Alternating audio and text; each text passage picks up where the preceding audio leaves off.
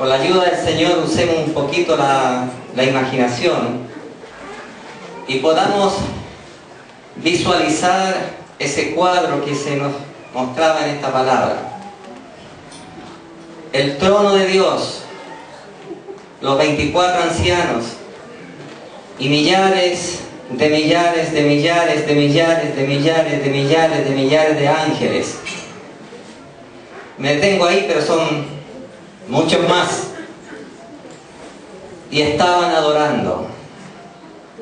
¿Nos podemos imaginar esta gloria? ¿Nos podemos imaginar el ambiente? El ambiente. En más de alguno, su carne le dice, qué aburrido. Pero no es así. No es así. Es un ambiente. Es una atmósfera que con toda nuestra imaginación no podemos llegar a esa situación, a esa gloria, a ese contexto. Y ahí el Cordero de Dios, glorificado, vencedor, vencedor. Amén. Como decía Jerry, que confirmaba bastante lo que Dios ha puesto en mi corazón. A pesar de todas las circunstancias que se viven, de hecho hay dos situaciones que quisiera orar al término de esta palabra. Dos situaciones que me golpean, pero mientras Jerry estaba exhortándonos en el Espíritu Santo, nada puede opacar la victoria que ha obtenido el Señor y la victoria que ha depositado en cada uno de nosotros que hemos creído. Y llegará el día en que sonará la trompeta y esta tierra va a temblar y aparecerán las nubes Cristo glorificado con sus millares de ángeles.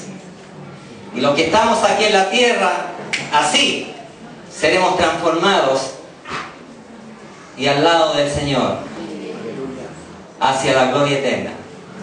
Amén. Amén. Una pena, un tremendo lamento por los que no están en el Señor. Ojalá sean muy pocos de nuestros cercanos. Isaías capítulo 53.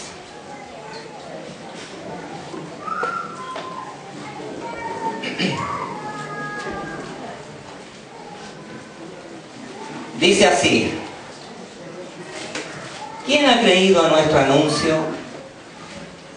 ¿Y sobre quién se ha manifestado el brazo de Jehová? Subirá cual renuevo delante de él, y como raíz de tierra seca. No hay parecer en él, ni hermosura.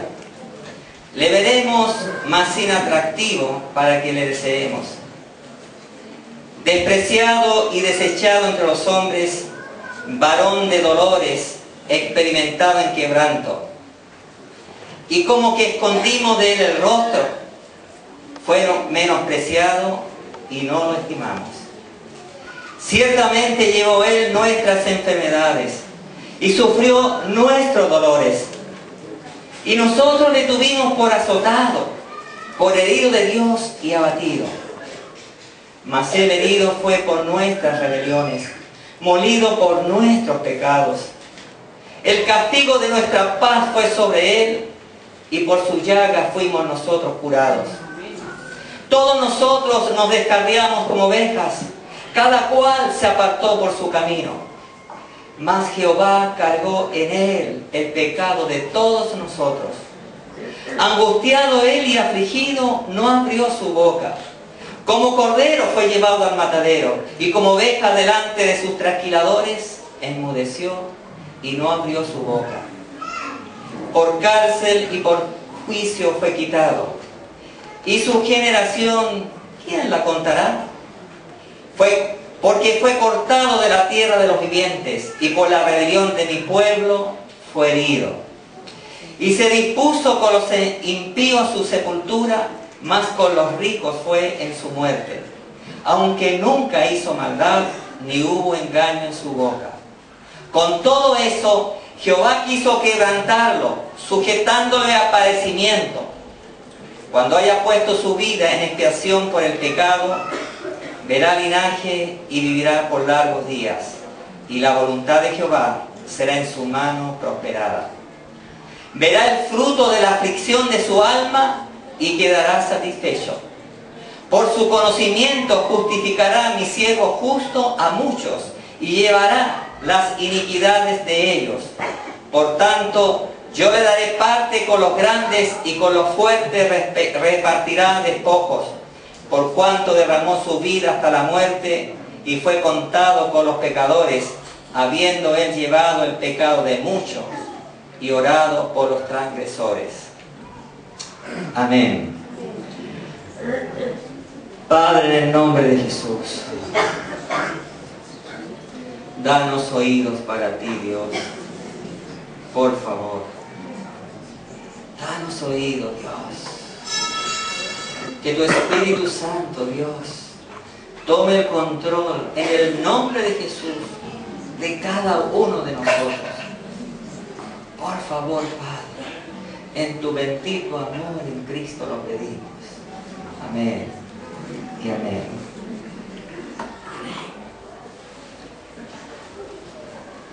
Este pasaje quizás es uno de los pasajes más gloriosos de la Escritura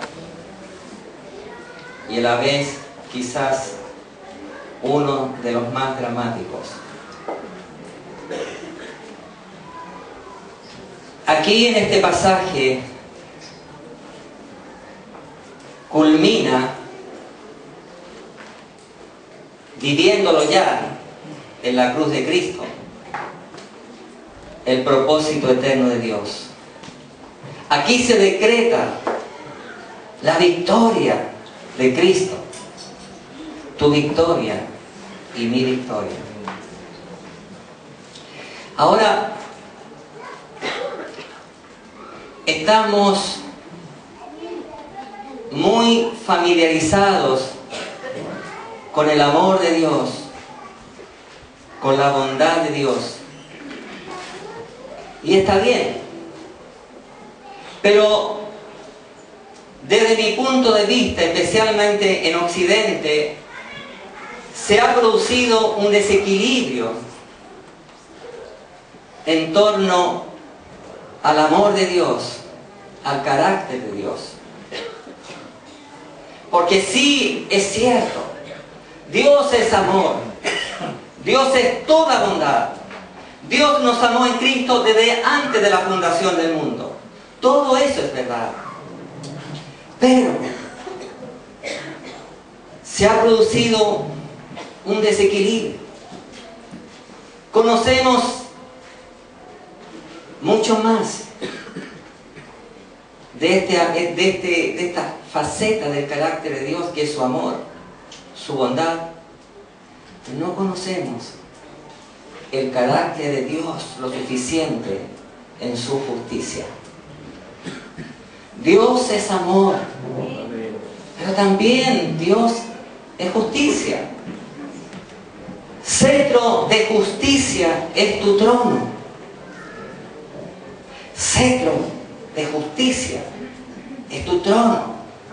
Tu trono está sentado en la justicia. Y creo con todo mi corazón que se ha producido un debilitamiento en el poder del Evangelio con este desequilibrio. Porque al no conocer, al no tener suficiente revelación del carácter de Dios en su justicia, se debilita el poder del Evangelio. Pierde fuerzas. Se debilita nuestra fe. Y lo tremendo, hermano, que esto en algunos contextos está produciendo estragos. grandes ministerios que nos impactaron, que nos bendecían, hombres tremendamente usados por Dios, hoy se han desviado de la sana doctrina. Y ustedes han escuchado, por ejemplo, del Evangelio de la prosperidad. Ven a Cristo y Él va a multiplicar tu dinero. Ven a Cristo y Él va a solucionar todos tus problemas. Ven a Cristo, Él es tu alegría. Es cierto que Cristo es nuestra alegría, pero hay una actitud que tenemos que tener ante nuestro Dios para que la alegría de Cristo se establezca en nuestras vidas. Entonces, yo quiero hablar de la justicia de Dios. ¿Cómo reacciona Dios, nuestro Padre, ante el pecado? Y por otra parte, mostrar algo que Jerry ya nos compartió. Esa área desconocida del amor de Dios, el amor sufrido. El amor sufrido, que es el carácter de Dios. Dios tiene ese amor sufrido y Dios tiene también un corazón de justicia. Es un poco fuerte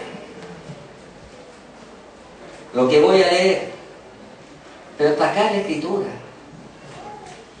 Y está aquí. Dios quiere que todos lo lean, porque Dios quiere que todos se enteren cómo reacciona Él ante el pecado. Y por causa del tiempo que siempre apremia, ustedes pueden leer lo que aconteció en Levítico capítulo 10, en los primeros versículos. La justicia de Dios. 2 hijos de Aarón, 2 sacerdotes, dice ahí la Escritura.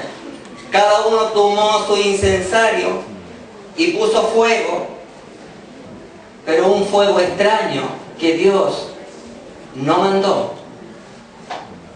Un fuego extraño, un fuego que atentaba contra su santidad, porque el pecado atenta contra la santidad de Dios.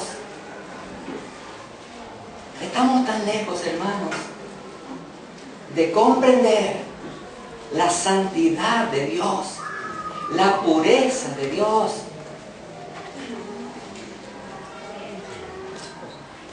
Y estos 2 varones desconocían la santidad de Dios. Y creo que la mayoría conocemos cuando entran a la presencia de Dios con esos incensarios, con fuego extraño. Y fuego salió y los quemó vivos. La justicia de Dios, el carácter de justicia de nuestro Dios. En 1 Samuel capítulo 15,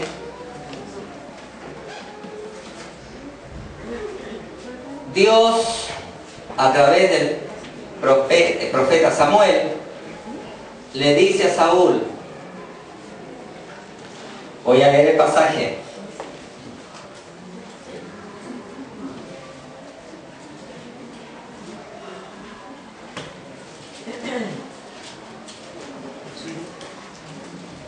Capítulo 15, los primeros versículos, 1 al 4.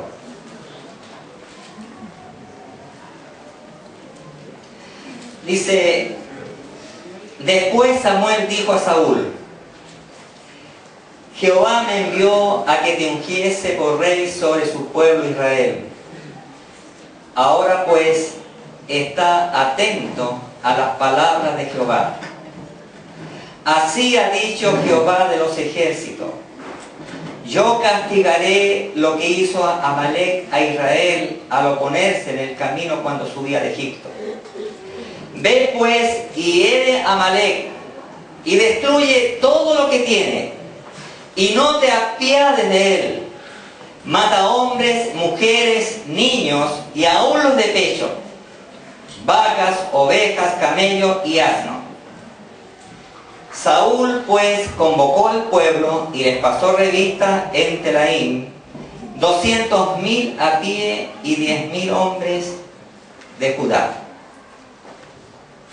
Amalek había cometido un tremendo pecado contra Dios al atacar al pueblo de Israel. Deuteronomio capítulo 25 se describe con más claridad lo que este pueblo hizo.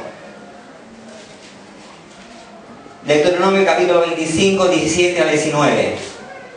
Dios a través de Moisés diciéndole al pueblo de Israel lo que tenían que hacer en el futuro. Recuerda lo que te hicieron los amalecitas después que saliste de Egipto. Cuando estabas cansado y fatigado, salieron a tu encuentro y atacaron por la espalda a todos los rezagados. No tuvieron temor de Dios. Por eso cuando el Señor tu Dios te dé la victoria sobre todas las naciones enemigas que rodean la tierra que Él te da como herencia, borrarás para siempre el recuerdo de los descendientes de Amalek. No lo olvides. Imaginemos entonces la situación. Ahí va estos cientos de miles. Algunos dicen que eran como 1.000.000, otros dicen que eran como 600.000. Pero imagínense toda esta multitud avanzando por el desierto, cansados y fatigados. Y de los últimos iban los que estaban más cansados, los más fatigados. Adelante iban los más fuertes. Y Amalek atacó a aquellos, a los débiles. Y no hay duda que una mortandad se produjo ahí y fue la primera batalla del pueblo de Israel. Y por este pecado, la justicia de Dios.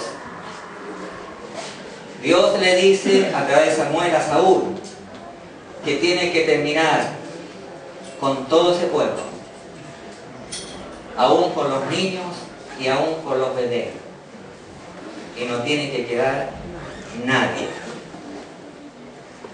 La justicia de Dios, el juicio de Dios. ¿Cómo reacciona Dios ante el pecado? Un discípulo un par de años atrás le estaba testificando a su peluquero. Y este peluquero era ateo. Y le dijo, pero era un ateo que leía la Biblia. Y le dijo a este discípulo, no puedo creer en un Dios que manda a matar a ancianos y niños. Y el discípulo no halló qué responderle. Y me comentó, oye, ¿de veras que es así? Porque impacta. ¿Qué habría que responder, hermanos, en una situación semejante? Con gracia, con amor. Sí, Dios mandó hacer eso. Es verdad. Y si tú no te arrepientes, algo peor te espera a ti. Dios te ama. ¿Es verdad? Amén. Es verdad. La justicia de Dios. Hermanos, en tu casa medita. Un ejército de 210.000 hombres atacando a este pueblo Amalek. Es demasiado fuerte. Es demasiado fuerte. Pero más horroroso será, hermanos, todos aquellos que no creen y van a ir al infierno. Más terrible es que este cuadro, que es bastante difícil a nuestra mentalidad humana, es difícil asumirlo, entender hasta esa magnitud, la justicia de nuestro Dios. Dios es justicia. Dios es amor. Y nosotros tenemos que ser testigos de nuestro Dios tal como es. Quizás un ejemplo no tan bueno. Es como un niño de 10 años que llega a su casa y su papá está castigando a su hermano mayor que tiene 12 años. Y le está dando, toma, toma, toma. El niño, ¡ay, ay, ay! Mamá, ¿por qué papá le está pegando a Marcos? Es que papá pilló a Marcos en una mentira. Ah. Pero después, como un par de horas, ahí ve este niño a Marcos, su hermano, jugando con su papá. Y el papá le hace cariño. Van juntos. Ese niño empieza a tener una visión clara del carácter de papá. Es muy bueno. Si un primo le pregunta, oye, ¿cómo es tu papá? Ah, el mejor papá del mundo, aunque es tan recto que si nos salimos de la rectitud, nos da. Pero es el mejor papá del mundo. Y es la impresión, y es la visión que tenemos que tener de nuestro Dios. El mejor papá. No hay papá mejor que nuestro Dios, pero ama la justicia. Amén.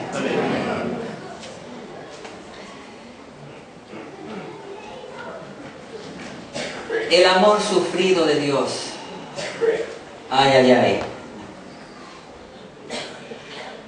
El amor sufrido de Dios. Cuesta tanto entender, hermanos, esta faceta del carácter de nuestro Padre. Hechos capítulo 26.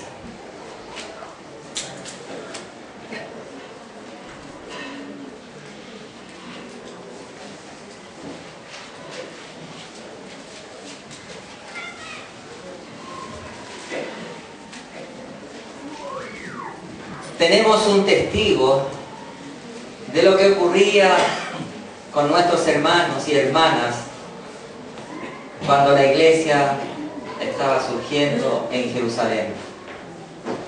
Estas cosas ocurrían, me imagino que los 10 primeros años. Pablo era un perseguidor de la iglesia. Pablo era un perseguidor de nuestros hermanos. Y testificando Pablo, dice ante un rey, yo ciertamente había creído mi deber hacer muchas cosas contra el nombre de Jesús de Nazaret, lo cual también hice en Jerusalén. Yo encerré en cárceles a muchos de los santos, habiendo recibido poderes de los principales sacerdotes, y cuando los mataron, yo di mi voto. Y muchas veces, castigándolos en todas las sinagogas, los forcé a blasfemar, los obligué a blasfemar. Enfurecido sobremanera contra ellos, los perseguí hasta en las ciudades extranjeras. Claramente, estamos viendo acá que Pablo torturaba a los creyentes, hasta obligarlos a blasfemar. El amor sufrido de Dios. Esta área del sufrimiento es difícil entenderla, pero Dios nos da la fe. Una fe que surgió cuando se nos reveló que Jesucristo fue enviado a la cruz por nosotros.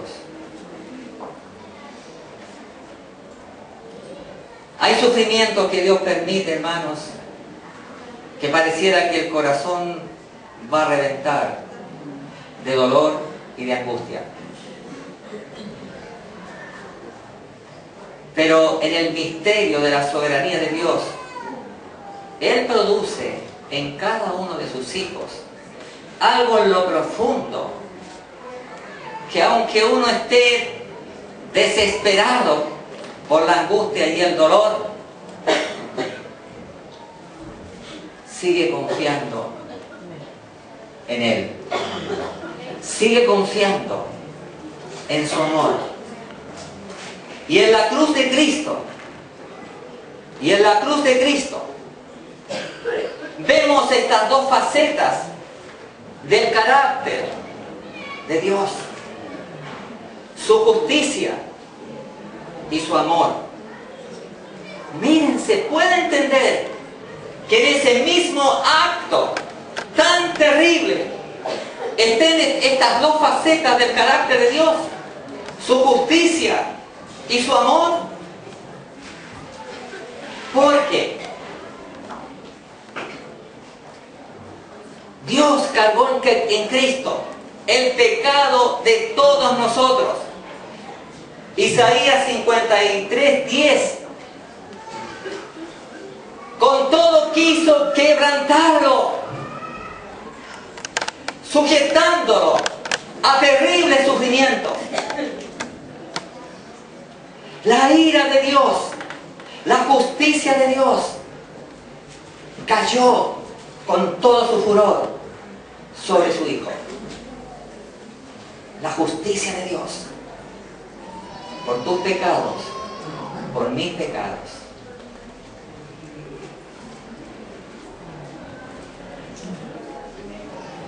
Segunda de Corintios capítulo 5,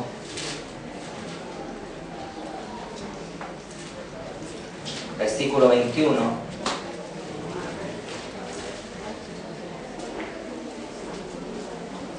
Al que no conoció pecado, por nosotros lo hizo pecado, para que nosotros fuésemos hechos justicia de Dios. Justicia de Dios. En Él. En Él. Justicia de Dios. Porque de tal manera amó Dios al mundo. Porque de tal manera Dios te amó a ti y a mí, que todos tus pecados y mis pecados fueron sobre su Hijo. La ira de Dios que tenía que venir sobre tu vida y mi vida, el juicio de Dios, fue sobre su Hijo. Y ahí está el amor de Dios, el amor sufrido de Dios por ti y por mí.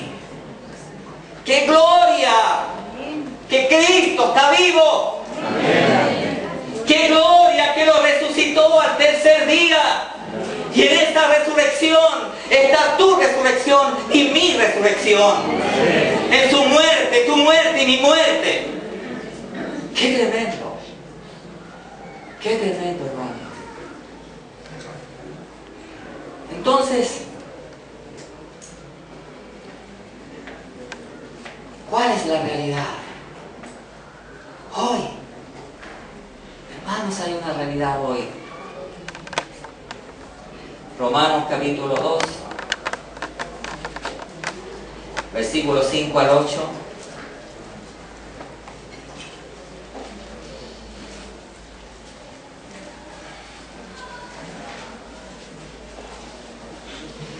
La palabra de Dios, quizás para los que están afuera, ojalá que esta palabra no le calce a ninguno de los presentes. Pero por tu dureza y por tu corazón no arrepentido, atesoras para ti mismo ira para el día de la ira y de la revelación del justo juicio de Dios, el cual pagará a cada uno conforme a sus obras. Vida eterna a los que, perseverando en bien hacer, buscan gloria, honra e inmortalidad. Pero ira y enojo a los que son contenciosos y no obedecen a la verdad, sino que obedecen a la injusticia.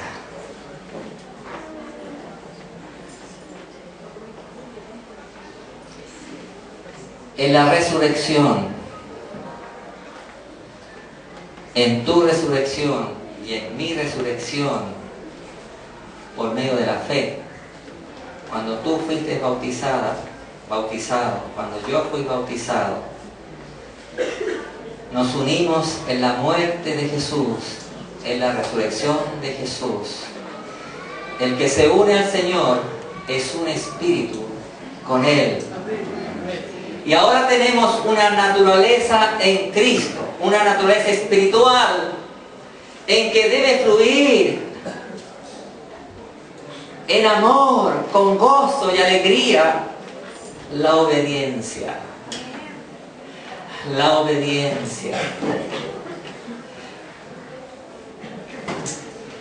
Me caigo de vez en cuando, me arrepiento, pero días atrás leía los mandamientos porque esta es la buena voluntad de Dios, y la palabra mandamiento me producía una dulzura. Sí, Señor, ¿cómo no obedecerte? ¿Cómo no obedecerte, Señor? Porque lo de Él, todo es bueno. Amén. Amén. Todo lo que Él manda es bueno. Y está en nosotros esa vida de resurrección por medio de su Espíritu Santo. Podemos vivir en obediencia. Y si hay un área en tu vida en que aún no puedes vencer, a veces hay áreas. Por ejemplo, no puedes perdonar. No puedes perdonar. Se te ha enseñado la verdad, es en Cristo, con fe, es una actitud, etcétera, es en el Espíritu Santo, es todo el ABC de la nueva vida en Cristo, y no puedes, y no puedes. No tienes que rendirte. No puedes dejar eso sin tratar. No puedes estar solo o sola viviendo aquello. Tienes que estar acompañado o acompañada, orando, orando, hasta que se produzca la revelación y puedas ser desatado en el nombre de Jesús y puedas perdonar. Yo creo que todos hemos sido testigos de un no puedo en este tema del perdón. Y con cuántas lágrimas hemos sido testigos que la persona ha perdonado y tiene descanso en su vida. Pero hay otras áreas. Hay otras áreas, hermanos. Y quiero terminar recordando un poco el mandamiento a Saúl. Cuidado, hermanos, con esto. Podemos estar llenos de obediencias. En los diezmos, ningún problema. Diezmamos, ofrendamos, tratamos de ser buenos esposos, buenas esposas, en todas las áreas. Tiki-taka, por amor. Pero hay una sola área, de que estoy en desobediencia a Dios. A ver, voy a mirar. Necesito mirar, a ver. Tengo un porqué.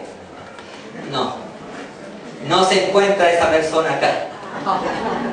No, de verdad, por eso lo voy a decir.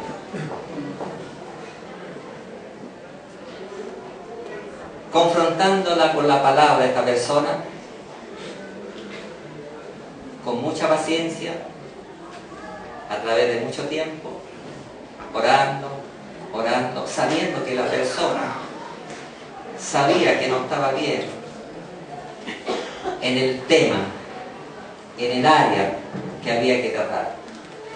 Llegó el tiempo que puse en mi corazón que tenía que confrontar a esta persona con la palabra en aquella área. Y la persona dijo algo. Dijo: en esta área tengo problemas y tengo rebelión en esta área. Yo digo esto. Es la única área que yo tengo problema. En esta área nomás estoy en rebelión. ¿Está bien? A ver, ¿está bien? ¡No! Estaba en completa rebelión. No hay, en esto estoy en rebelión y acá no. No. No, ¿es o no es? ¿Cuántas rebeliones cometió Eva? ¿Cuántas? Adán. Y miren el resultado. Por una. Entonces, hermanos, valorando lo que Dios hizo en Cristo, lo que Jesús hizo por nosotros, no pueden haber desobediencias, no puede haber perseverancia en ningún tema, en ninguna área. Tenemos que vivir acoyuntados, animándonos los unos a los otros, las coyunturas que se ayudan mutuamente. Estuve en un encuentro en Concepción y vino un apóstol, A.B. Huber, y él enseñó esto. Yo siembro esto nomás. Al que le sirve, amén. El que lo quiere orar, amén. Y él enseñó que en su contexto, que son muchos miles, viven confesando sus pecados todas las semanas. Todas las semanas. Aún las tentaciones. A.B. Huber dijo, prefiero confesar tentaciones a confesar pecados. Estoy testificando lo que escuché de un apóstol. No me tiren manzana.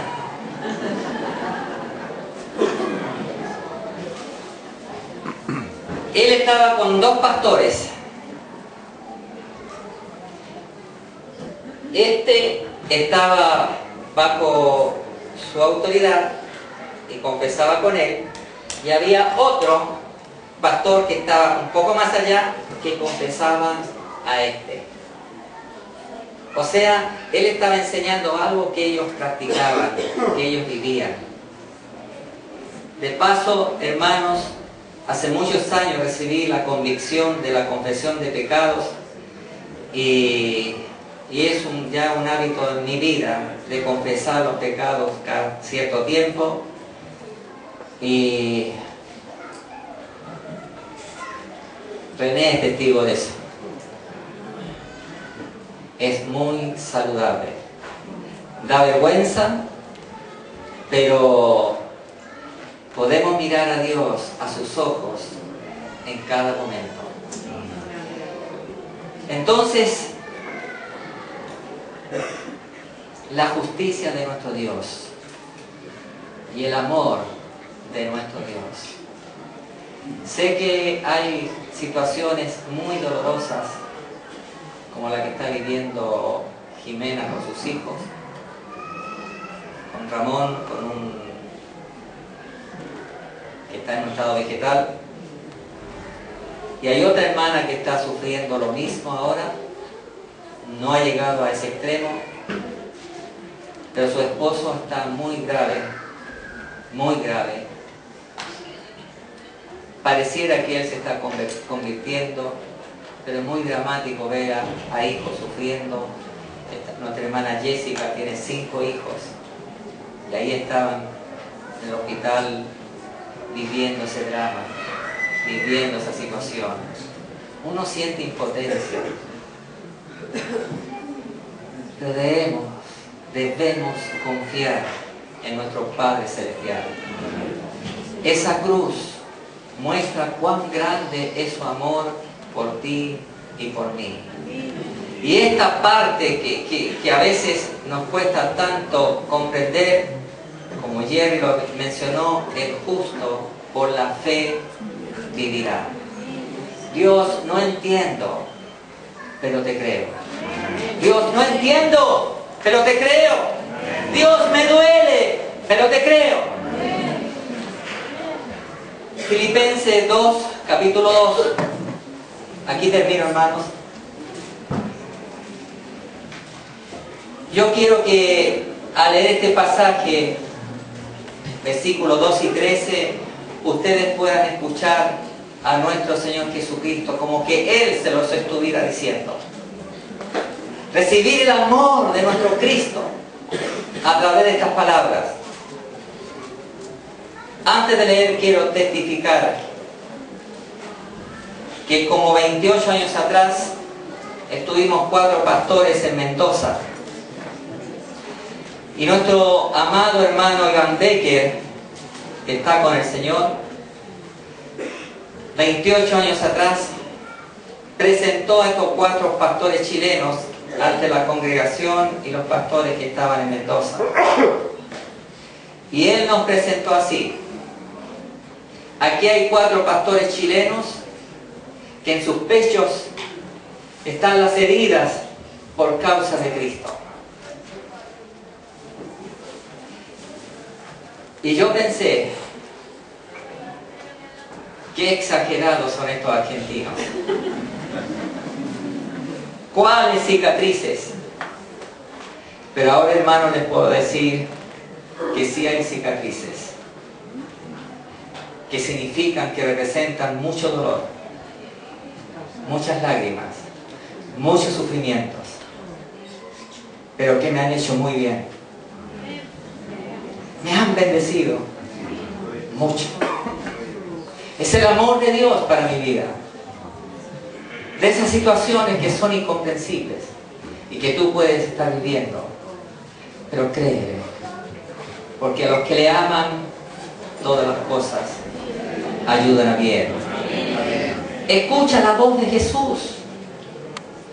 Por tanto, amados míos, como siempre habéis obedecido, no como en mi presencia solamente, sino mucho más ahora en mi ausencia, ocúpense en vuestra salvación con temor y temblor, porque Dios es el que en vosotros produce así el querer como el hacer por su buena voluntad. Padre, en el nombre de Jesús, Padre, gracias por habernos amado como nos has amado. Padre, que tu Espíritu Santo nos siga revelando quién eres tú, Padre, cómo es tu esencia de amor y de justicia, para que vayamos adquiriendo estas características tuyas, que son características de Cristo. Por favor, Padre, por favor, en el nombre de Jesús, síguenos revelando tu precioso ser, Padre, la preciosura de Cristo. Por favor, Padre, y en esta oración pongo delante de ti una vez más a Ramón, a Jimena, a sus hijos. Padre, tu amor, esta parte de tu amor que nos cuesta entender, pero tú eres amor, tú eres fiel, y en Cristo has decretado una victoria para cada uno de nosotros. Que Jimena y sus hijos triunfen contigo, Padre, triunfen en Cristo. Bautízalos con fe, con esperanza, Dios, por favor. También oramos por Patricio, esposo de Jessica, Dios. Sálvalo, Padre. Sálvalo, Padre. Y tu poder sanador también. Padre, en el nombre de Jesús, fortalece a Jessica, Dios. Que sus hijos sean inundados de tu amor y de tu fe. Por favor, Padre, glorifica tu nombre en estas situaciones, Padre. Y siempre a ti será la gloria, la honra y la alabanza por medio de Jesucristo por toda la eternidad. Amén y amén.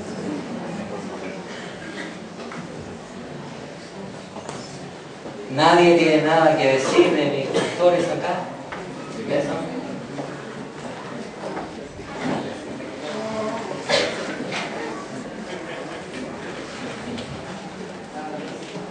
Muy bien, gracias Lito. Damos gracias al Señor por esta palabra. Tenemos que, como dice Lito, mantener el sano y santo equilibrio en la comprensión de la justicia y el amor de Dios. Vamos a orar finalmente, una vez más. Señor, gracias por tu palabra. Gracias. Espíritu Santo, ocupa esta palabra dicha desde este púlpito esta mañana para conmovernos, Señor.